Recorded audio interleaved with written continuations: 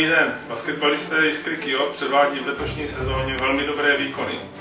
Oba týmy kadetů i juniorů postoupili do playoff, proto je uvidíme v těchto víkendech na domácí palubovce. Při této příležitosti bychom vás chtěli požádat o příspěvek pro Martina Pinčíka, který trpí od narození dětskou mozkovou Brno. Každý hráč přispěje tak, jak se mu bude dařit v zápase. Co bod, to 5 korun. Já za každý oddechový čas přispěju 50 korun. A jak můžete přispět vy? Koupí tohle trička, přispějete Martinovi právě 30 korunami. Tohle tričko si budete moci zakoupit při obou soutěžních zápasech playoff.